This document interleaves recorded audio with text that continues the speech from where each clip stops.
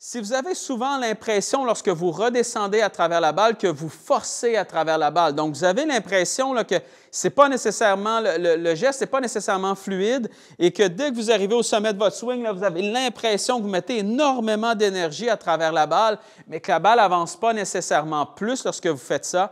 Aujourd'hui, ce qu'on va travailler ensemble, en fait, c'est un exercice super simple qui va vous permettre de déployer peut-être 50 de la force que ce que vous êtes habitué, tout en allant chercher autant de distance, sinon plus que ce que vous êtes habitué. Super simple, en fait, lorsque vous redescendez à travers la balle, très souvent, là, ce qui amène cet élément-là, cette sensation-là, en fait, de force à la descente, c'est qu'on arrive au sommet du swing ici, et lorsqu'on arrive au sommet ici, là, c'est vraiment les bras, les poignets s'en vont vers le sol, et là, on essaie de générer énormément de puissance avec ces bras-là, un peu, là, vers le sol. Alors que ce qu'on veut aller chercher, c'est un peu le rythme naturel du corps et ce rythme-là va grandement améliorer vos contacts et si vos contacts s'améliorent grandement, vous allez aller chercher déjà beaucoup plus de puissance que ce que vous êtes habitué en générant beaucoup moins d'énergie. Pour y arriver, au départ, un exercice simple. En fait, on va enlever les mains du cou.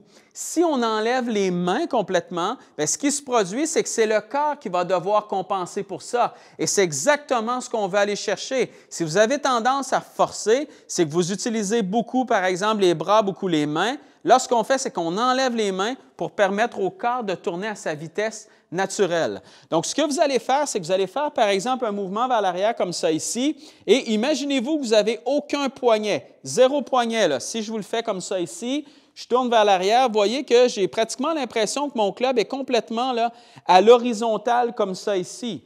Dès que je vais chercher ça ici, moi, à partir de là, ce que je veux faire, c'est que je tourne à travers la balle sans utiliser mes mains jamais. Okay? Donc, je ne veux pas sentir mes mains du tout. Je vais simplement sentir que je passe à travers la balle, mais sans les utiliser. Et vous allez sentir lorsque vous allez faire cet exercice-là, et si j'y vais, par exemple, avec la balle, justement, là, donc je n'ai pas de poignet, là, je vais redescendre à travers la balle et je ne veux pas utiliser mes bras ni mes poignets non plus. Vous allez sentir tout de suite, lorsque vous allez faire ça, que c'est le corps qui va tourner à travers la balle. Et quand c'est le corps qui tourne à travers la balle, bien, lui va générer sa propre vitesse, sa propre force. Et c'est là que vous allez sentir tout de suite la différence d'un swing qui va être beaucoup plus en rythme et beaucoup plus calme que ce que vous êtes habitué. Très souvent, lorsqu'on a cette impression-là de force, c'est que les mains, les bras travaillent beaucoup trop pour rien et ça amène en fait une cassure au niveau de la séquence de mouvement.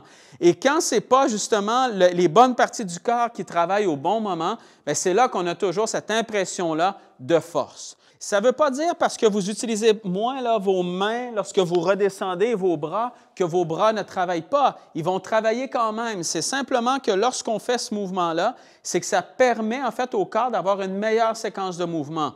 Vos bras vont travailler, c'est simplement une sensation que vous avez que vous allez beaucoup moins les utiliser. Ils vont quand même travailler, mais vous allez sentir beaucoup plus l'action du corps et c'est cette action de corps-là justement qui va amener nettement là, un meilleur rythme à travers la balle.